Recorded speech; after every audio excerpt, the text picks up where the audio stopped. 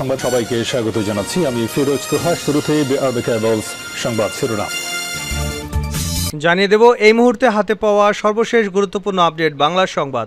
শুরুতেই থাকছে এই সরকারের কাছ থেকে আলেম ওলামারাও রেহাই পাচ্ছে না। বিএনপির কেন্দ্রীয় প্রচার সম্পাদক সুলতান সালাউদ্দিন টুকু বলেছেন, যারাই দেশের পক্ষে কথা বলেছে তাদেরকেই সরকারের তীব্র রোষানলে পড়তে হয়েছে। এমনকি আলেম ওলামারাও রেহাই পাচ্ছে না। তাদের অবস্থান হচ্ছে কারাগারের অন্ধকার প্রকোষ্ঠে। এবারে জানাবো সর্বজনীন পেনশন কর্মসূচি প্রত্যয় চালুর বিষয়ে। সারা দেশে পাবলিক বিশ্ববিদ্যালয় শিক্ষকদের এবং সরকারি চাকুরিতে কোটা বাতিল নিয়ে শিক্ষার্থীদের চলমান 2 আন্দোলনেই সমর্থন জানিয়েছেন সরকার বিরোধী রাজনৈতিক জোট গণতন্ত্র মঞ্চ। জানাবো এবার পুলিশ কর্মকর্তা বেনজির আহমেদের ডুপ্লেক্স বাড়িটি জব্দ।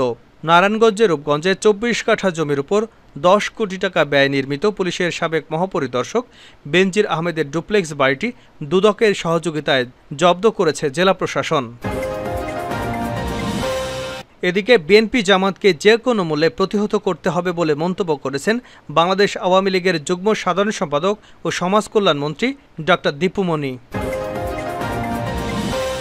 এবারে থাকছে রাজনৈতিক বন্ধু ভারত, চীন আমাদের উন্নয়নের বন্ধু। ক্ষমতাসীন আওয়ামী লীগের সাধারণ সম্পাদক ওবায়দুল কাদের প্রধানমন্ত্রীর সাম্প্রতিক ভারত সফর এবং আসন্ন চীন সফর নিয়ে বিভিন্ন আলোচনার জবাবে এই 2 দেশের সঙ্গে বাংলাদেশের সম্পর্কের ধরন ব্যাখ্যা করেছেন। এবং সর্বশেষ জানাবো আন্তর্জাতিক সংবাদ।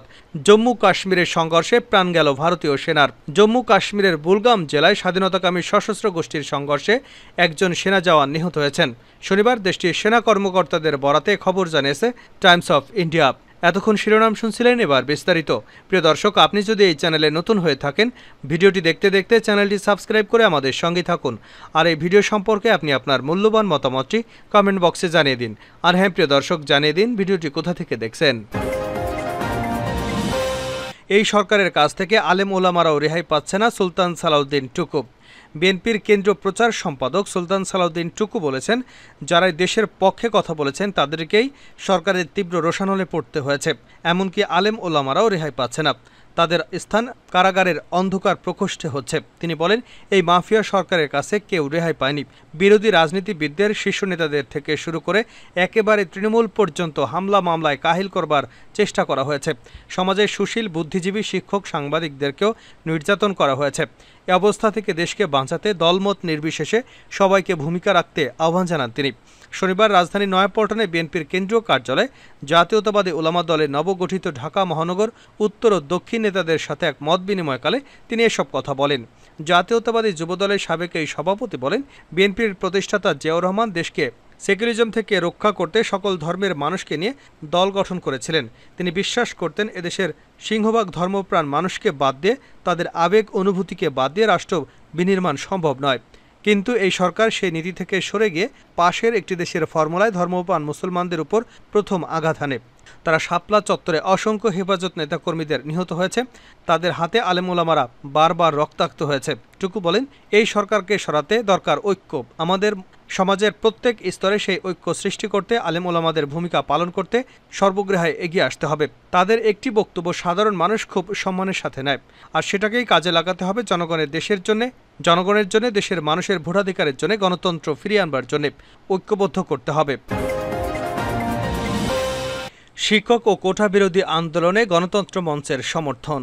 সর্বজনীন পেনশন কর্মসূচি প্রত্যয় চালুর বিষয়ে সারা দেশে পাবলিক বিশ্ববিদ্যালয় শিক্ষকদের এবং সরকারি চাকুরিতে কোটা বাতিল নিয়ে শিক্ষার্থীদের চলমান 2 আন্দোলনেই সমর্থন জানিয়েছে সরকার বিরোধী রাজনৈতিক জোট গণতন্ত্র মঞ্চ।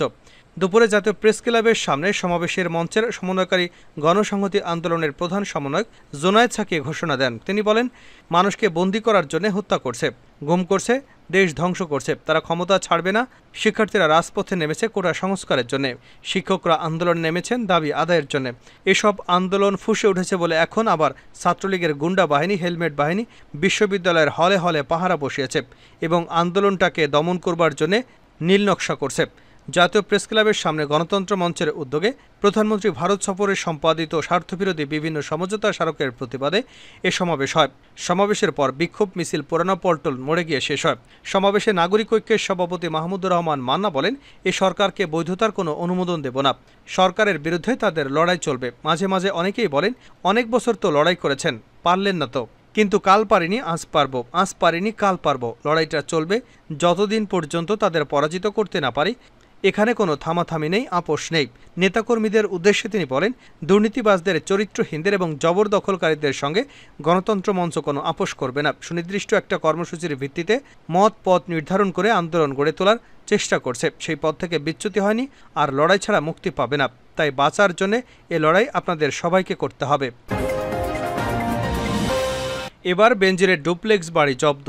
নারায়ণগঞ্জের রূপগঞ্জে 24 কাঠা জমির উপর 10 কোটি টাকা ব্যয়ে নির্মিত পুলিশের সাবেক মহাপরিদর্শক আইজিপি বেনজির আহমেদের ডুপ্লেক্স বাড়িটি দুদকের সহযোগিতায় জব্দ করেছে জেলা প্রশাসন। শনিবার বিকেল 3:30টার দিকে আদালতের নির্দেশে নারায়ণগঞ্জ জেলা প্রশাসন এবং জেলা দুর্নীতি দমন কমিশনের সমন্বয়ে গঠিত টিম রূপগঞ্জের আনন্দ হাউজিং সোসাইটি এলাকায় অবস্থিত বাড়িটি জব্দ করেন।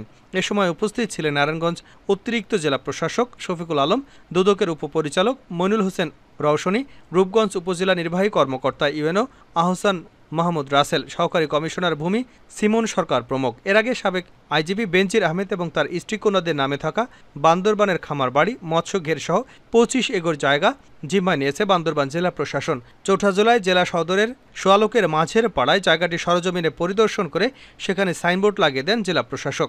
এ সময় ডিসি শাহ মুজাহিদ উদ্দিন জানান, অতিরিক্ত জেলা প্রশাসক এস.এ. মঞ্জুরুল হককে আহ্বায়ক করে 8 সদস্যের কমিটি করা হয়েছে। এ কমিটি এখন থেকে সার্বিক তদারকি করার পাশাপাশি আয় ব্যয়ের হিসাবের মাধ্যমে আদালতে উপস্থাপন করবে। আদালতের নির্দেশনায় বেনজির আহমেদের সম্পত্তির তত্ত্বাবধানে নেওয়া হয়েছে। এসব সম্পত্তি থেকে যা আয় হবে তা সরকারের কোষাগারে জমা হবে। এছাড়া গত 30 জুন রাজধানীর গুলশানের সাবেক পুলিশ মহাপরিদর্শক বেনজির আহমেদ এবং তার স্ত্রী সন্তানদের নামে ক্রয়কৃত 4টি ফ্ল্যাটে প্রবেশে ম্যাজিস্ট্রেট নিয়োগ করেন আদালত। ঢাকা মহানগর দায়রা জজ মোহাম্মদ আশামসুজ জগলুল হোসেনের আদালত আবেদনের পরিপ্রেক্ষিতে এ আদেশ দেন। এর আগে ওই ফ্ল্যাটে প্রবেশের জন্য গেলেও চাবি না থাকায় দেখভালে নিয়োজিত দুদক কর্মকর্তা ফিরে আসেন। বিএনপি জামাতকে যে কোনো মূল্যে প্রতিহত করতে হবে দীপু মনির। বিএনপি জামাতকে যে কোনো মূল্যে প্রতিহত করতে হবে বলে মন্তব্য করেছেন বাংলাদেশ আওয়ামী লীগের যুগ্ম সাধারণ সম্পাদক ও সমাজ কল্যাণ মন্ত্রী ডক্টর দীপু মনির। তিনি বলেন, বিএনপি রাজনীতি নামে অপরাজনীতি করে, হত্যা ষড়যন্ত্রের মধ্য দিয়ে তাদের জন্ম হয়েছে। একজন অবৈধ দখলদার সেনা শাসকের পকেট থেকে একটা সংগঠন কায়েম হয়েছে। তখন বিভিন্ন ধরনের লোকজন দিয়ে একটি দল তৈরি হয়েছে, তার নাম বিএনপি। শনিবার বেলা 11টায় চাঁদপুর জেলা আওয়ামী লীগ কার্যালয়ে বাংলাদেশ যুব মহিলা লীগের 22তম প্রতিষ্ঠা বার্ষিকী উপলক্ষে জেলা শাখা আয়োজিত আলোচনা সভায় প্রধান অতিথির বক্তব্যে তিনি এসব কথা বলেন। মন্ত্রী বলেন, এই দলটা বাংলাদেশের স্বাধীনতা বিরোধী, কিন্তু তারা বলতে চায় তারাও স্বাধীনতার পক্ষে লোক। যদি তাই হয় তাহলে তারা কেন স্বাধীনতার বিপক্ষে লোকজন দিয়ে ঘুরেন এবং যুদ্ধাপরাধীদের কেন বিচার বন্ধ করতে চায়? বিএনপি কেন আমাদের শহীদদের রক্তের বিনিময়ে পাওয়া লাল সবুজের পতাকা তাদের গাড়িতে তুলে দেয় এবং মন্ত্রী বানায়? কাজে এই বিএনপি জামাতকে যে কোনো মূল্যে প্রতিহত করতে হবে। দীপু মনির বলেন, আমরা ধ্বংসের রাজনীতি করি না, আমরা সৃষ্টির রাজনীতি করি। আমরা সন্ত্রাসের নয়, শান্তির রাজনীতি করি। শেখ হাসিনার নেতৃত্বে আমরা সৃষ্টির রাজনীতি এবং শান্তির পথে দেশকে এগিয়ে নিয়ে যাব। মন্ত্রী বলেন, যখন দেশ বিএনপি জামাত কর্তৃক নারীদের উপর নির্যাতন নিপীড়ন চলছিল তখনই এই যুব মহিলা লীগ নামের একটি সংগঠন প্রতিষ্ঠিত হয়েছিল। তখন থেকে এই সংগঠন আন্দোলন সংগ্রাম জোরালো ভূমিকা পালন করেছে এবং সকল ধরনের নির্যাতনের বিরুদ্ধে রুখে দাঁড়িয়েছে। তারা রাজপথে একটি নজির স্থাপন করেছে।